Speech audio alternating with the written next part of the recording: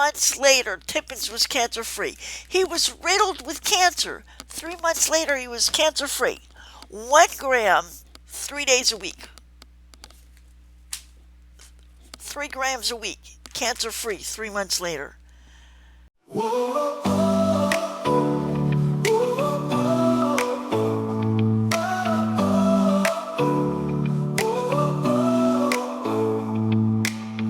up feeling heavy like the night won't end. Shadows on my spirit where the light won't bend. But I hear a whisper breaking through the fight. Jesus is the healer, everything's alright.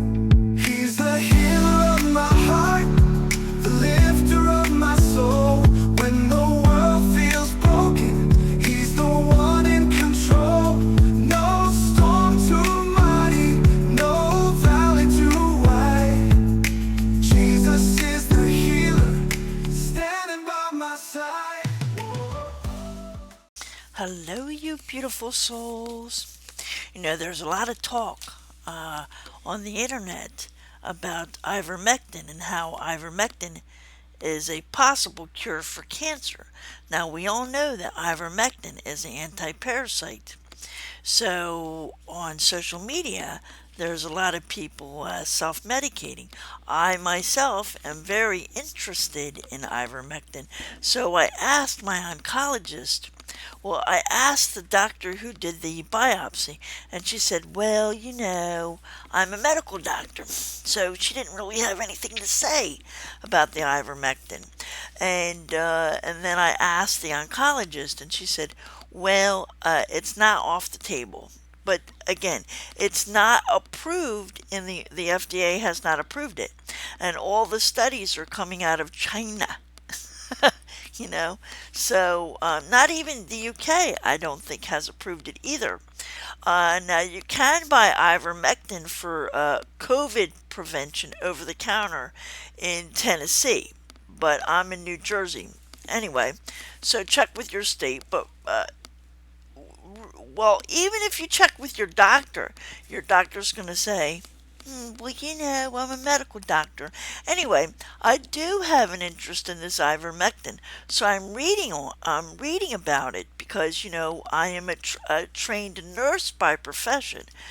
But I'm leery about the ivermectin because if you don't know what you're doing and you get side effects from the ivermectin, it could cause neurological damage, okay? Because it has in animals, for example, it has. But at the same time, I read about it. You know, 100 mice were injected with cancer. 100 mice have cancer. Ivermectin was given to them, and 98 were no cancer within a few months. And then if you check online, there's a lot of positives about it.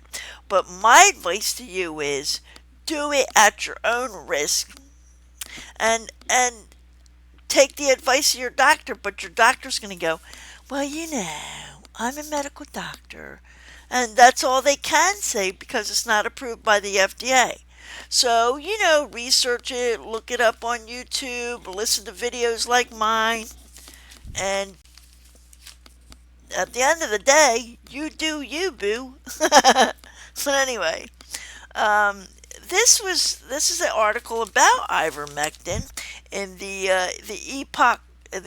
Epoch Times, July 9th. I went to church today, and somebody gave this to me.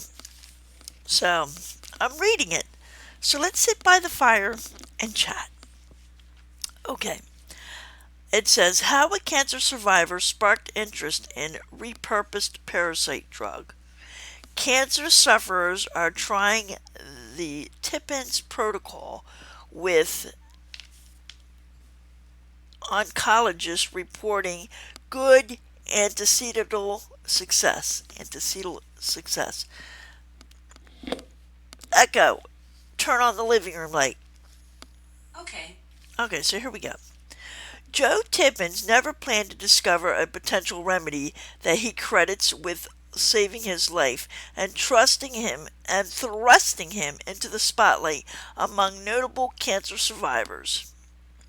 The 67-year-old businessman told the Epoch, is that how you say EPOCH, Epoch Times, that he just wanted to beat a type of cancer with an extremely low survival rate. In August 2016, Tippins was diagnosed with small cell lung cancer with a fist-sized tumor. Oh my, a fist-sized tumor? That's huge. How did that, jeez, he didn't feel that? After undergoing chemotherapy and radiation 5 times per week in Houston, the large tumor in his left lung was eliminated. However, Tippins said the treatments came closer to killing him than curing him. When he returned home to Oklahoma after New Year's, he received devastating news. His oncologist told him that he had zero chance of surviving for more than a few months. In January of 2017, my scan lit up like a Christmas tree, and I had wide metastasis everywhere, including in my neck, bones, pancreas, and liver, Tippins said, finding a lifeline. Facing a prognosis of 3 months to live, Tippins heard an intriguing story from a veterinarian he knew. Exactly, a veterinarian he knew. By the way, if you guys are interested, ivermectin is found via horse pace in micrograms and via milligrams in your dog's heartworm medication. And unfortunately, this is what people are doing. They're self-medicating. But here we go. A scientist with terminal cancer had reportedly cured her lab mice and then herself using fenbendazole, an anti-parasite drug. The story was the beginning of what eventually became the Joe Tippins protocol. Fenbendazole, used for 30 years to treat intestinal parasites in animals, has not received Food and Drug Administration approval for human use, meaning that doctors cannot prescribe it for people. However, with a terminal diagnosis and nothing to lose, Tippins decided to try along with his conventional treatments. Tippins found that Panicure, a trade name for fenbendazole, was sold over the counter at outlets that carry veterinarian medications. Exactly. Starting in the 3rd week of January 2017, Tippins began taking the canine medication Panicure. Like I said, it's for dogs, and I've seen it for horses in a paste and a syringe. 1 gram per day for 3 consecutive days per week. After 4 days without medication, which contains about 222 milligrams of fenbendazole per gram, he would repeat his 3-day routine. 3 months later, Tippins was cancer-free. Cancer-free. How can you argue with that? Like, why are not the cancer doctors telling us this? I said to the cancer doctor, I said, well, surely you must read the research. And they didn't address it. The only thing the oncologist said was, you're the second person that asked about this today. And she thought that was a lot. And it is a lot. And the reason we're asking is because we're reading about it in papers. We're hearing about it in social media. Ask your local oncologist about it. I bet you they'll say, well, I'm a medical doctor. You know? And the thing is, what did he say? 3 months later, Tippins was cancer free. He was riddled with cancer. 3 months later, he was cancer free. 1 gram, 3 days a week. 3 grams a week, cancer free, 3 months later.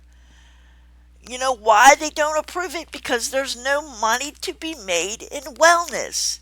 The American healthcare system is not health care. It's crisis care. We only take care, we want to make, it's not cure care. There's no money to be made in a cure. That's my personal opinion. Anyway, let me keep reading. 3 months later, wow. His protocol also included theracurmin, a form of an active compound in turmeric, and CBD, an extract of cannabis that does not cause intoxication. Scientific support and mechanisms. Dr. William Mackis, an oncologist and cancer researcher based in Edmonton, Canada, has studied Tippins' approach and treats cancer patients worldwide primarily through telehealth. I have had several patients declared cancer-free after doing the protocol for a number of months, Mackis told the Epic Times. What made Tippins' situation so powerful is that he cured himself of a cancer that is very aggressive, small cell lung cancer, and he had a terminal diagnosis. According to Mackis, the family of antiparasitic drugs that includes fenbendazole, mebendazole, and albendazole works well. Scientists have found at least 12 ways the medicine can fight cancer. The effectiveness of the drug stems from the key similarities between parasite and cancer cells. Both have the capacity for autonomous survival and proliferation, resistant to cell death pathways, and the ability to circumvent the host immune system. Antiparasitic drugs appear to fight cancer through multiple mechanisms. Boosting protein called PS3, the tumor suppressor protein P53. Oh, I thought it was an S, sorry. It's protein P53 helps kill cancer cells. Blocking glucose uptake. Cancer cells depend on sugar for energy and growth. Disrupting microtubules. These cellular structures are crucial for cell division in cancer cells, affecting mitochondrial function. Depresses cellular energy, increases oxidative stress, and blocks critical pathway that regulates cell growth of cancer cells. Researchers at Stanford University Medical Center have published several case reports using fenbendazole to cure stage 4 cancer cases. Mackis said the series of case reports were published in 2021 in the Sci-Techno, an online London-based publisher of scientific journal articles. A thought-provoking review citing animal studies published in 2024 in Anti-Cancer Research concluded that fenbendazole affects energy metabolism mainly by increasing the levels of P53 and affecting pathways that control sugar uptake. It ultimately starves cancer cells and causes them to die with minimum harm to normal cells. The researchers concluded that fenbendazol's effects on energy metabolism could lead to significant advances in cancer treatment. Some preliminary research also suggests potential anti-cancer mechanism for fenbendazole. A study published in this article goes on and on. Scientific reports in 2018 by researchers in India found that fenbendazole may be evaluated as a potential therapeutic agent because of its effects on multiple cellular pathways leading to effective elimination of cancer cells. Specifically, fenbendazole interferes with microtubules involved in cell division. A 2016 study published in Biochemical and Biophysical Research Communications found that ivermectin, an anti-parasite drug approved for human use, shows promise against glioblastoma, an aggressive brain cancer known for treatment resistance. The drug kills glioblastoma cells and inhibits blood vessel development. In laboratory, fenbendazole is not fenbendazole is not ivermectin. This is what ivermectin does. The drug kills glioblastoma cells and inhibits blood vessel development. In laboratory and mice studies, ivermectin triggers cancer cell death and significantly reduces tumor growth. Research has shown that a combination of fenbendazole and disinopropylamine dichlorocitrate, a compound used to treat hepatitis, has shown some anti-cancer properties in cell cultures and animal studies. Combined, the drug kills lung cancer cells more effectively than either drug alone. Makis has found that combining fenbendazole and ivermectin can increase the protocol's effectiveness. That's why you take the two together. A lot of people are doing that online.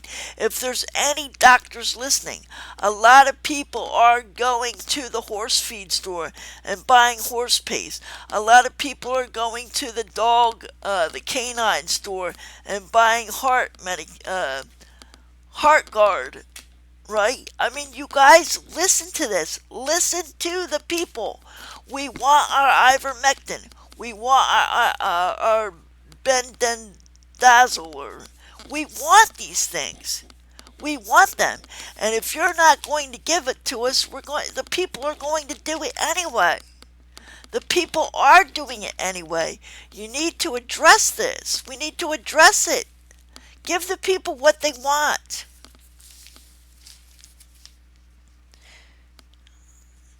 When you combine them, you go from attacking cancer in a dozen ways to attacking cancer in 24 ways. Makis said, I found it very reasonable to include both of them in protocols if there is preclinical research that each of them has an effect on that particular type of cancer. Whenever you have a specific cancer, I want to look at the body of research to see if there is a proven effect of either ivermectin or fenbendazole for that type of cancer. If there is, then I share that research with my patients. So don't tell me it's not off the table. Don't tell me you're a medical doctor. Share your research with your patient. I asked you. Someone else asked you. We love you. We want to live. you know? Whenever you have a specific cancer, oh, I read that already. Magus has treated patients with various cancers from common types such as breast, prostate, colon, and lung cancer to rarer forms such as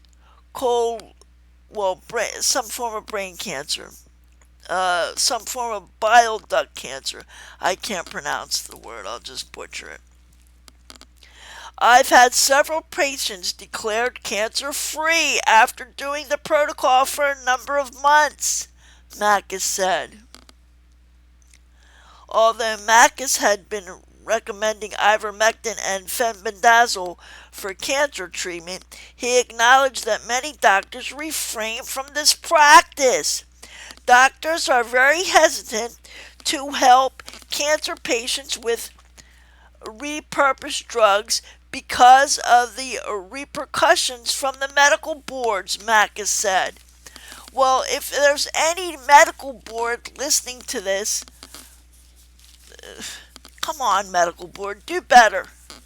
We got nothing to lose, you know? Do better. On the other hand, you have doctors who are willing to help patients with repurposed drugs but no experience with oncology, he said.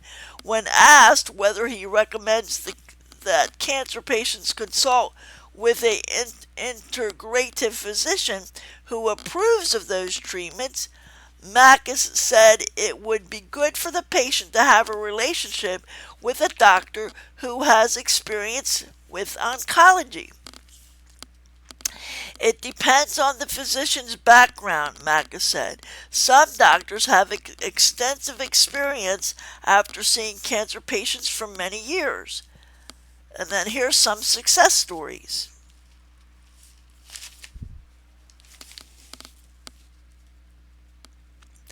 Donna Leland, 64, a show host on the national Moody Radio, was diagnosed with stage 3 cervical cancer and endometrial cancer in April 2023.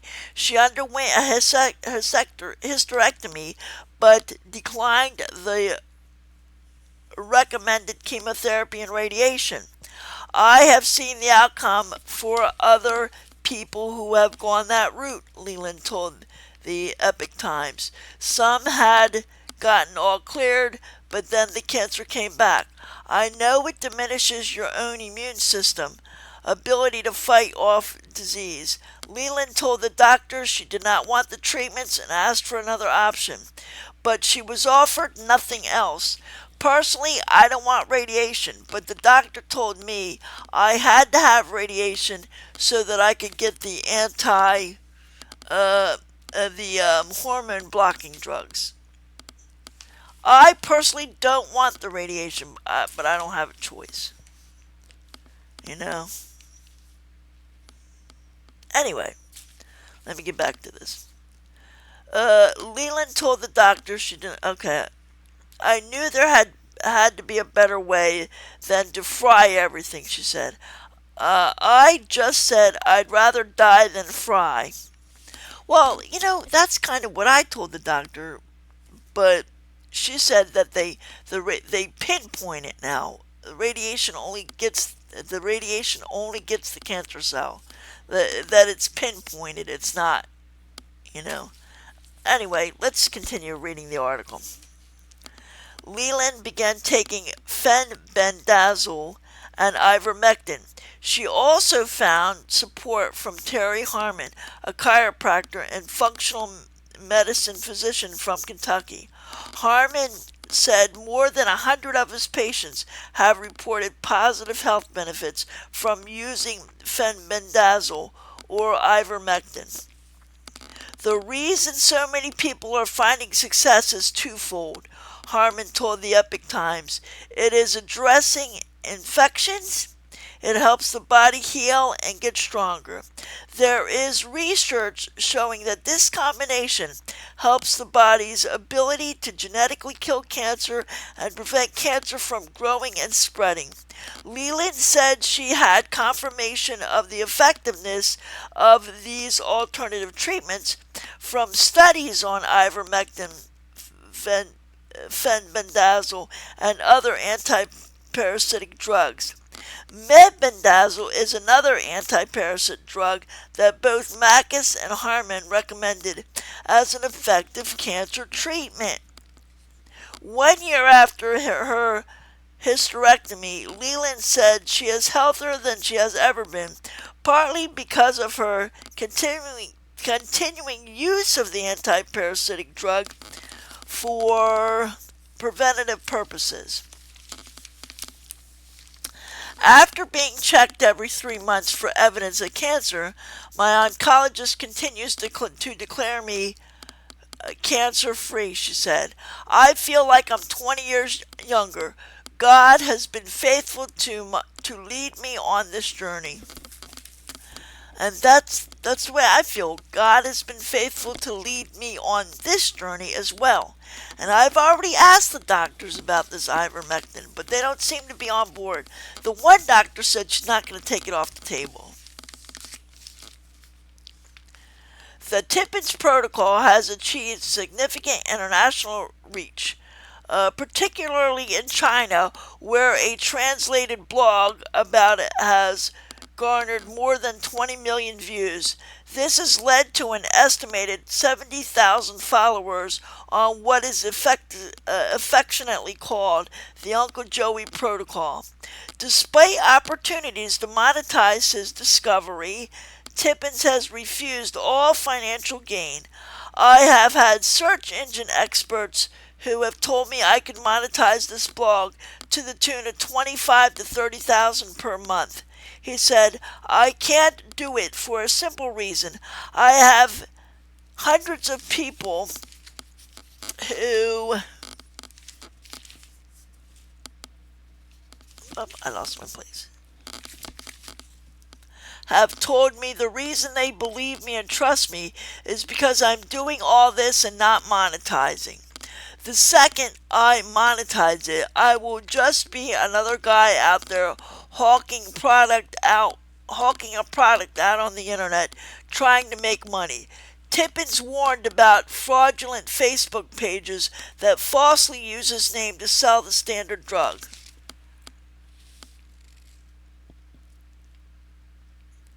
So here's what he's selling. He's selling ivermectin dispersible tablets, 12 milligrams.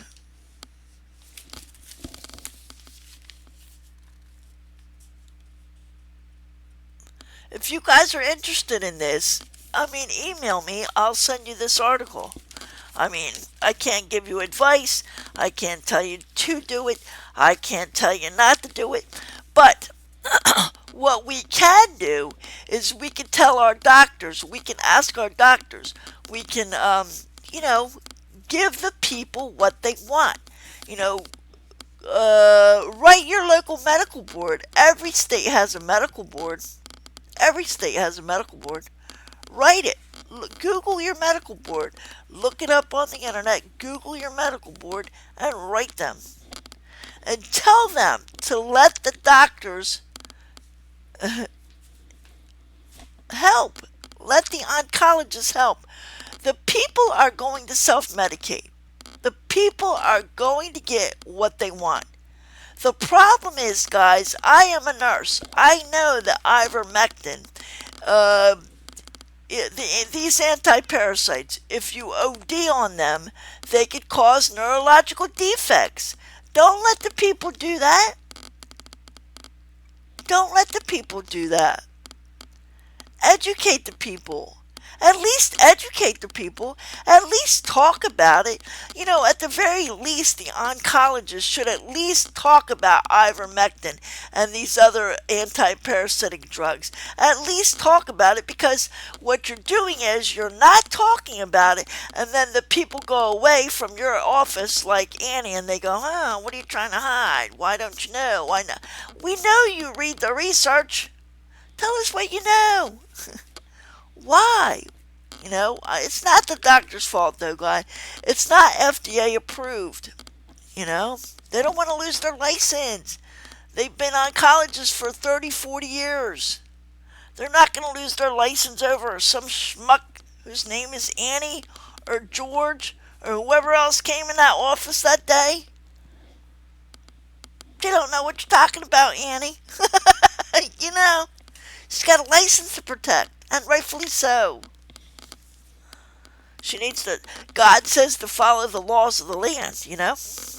Anyway, regulatory and medical challenges. The FDA confirmed that it has not approved the drug products containing fenbendazole for use in humans. Lauren J. McCarthy, FDA press officer, said in a statement to the Epic Times that it has not gone through the rigorous testing and clinical trials required for drugs intended for human use.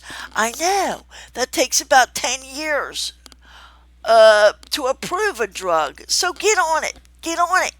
You guys supposedly found a drug that you whipped out those drugs during COVID, didn't you? Didn't you? You approved them for human use and you didn't even know what you were doing. Right? You approved those drugs, boys, didn't you?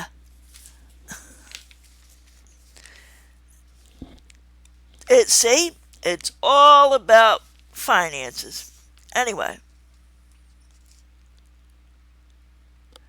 fenbendazole is approved by the FDA for an anti-parasitic drug for use in animals. It is commonly used to deworm cats, dogs, horses, and cattle.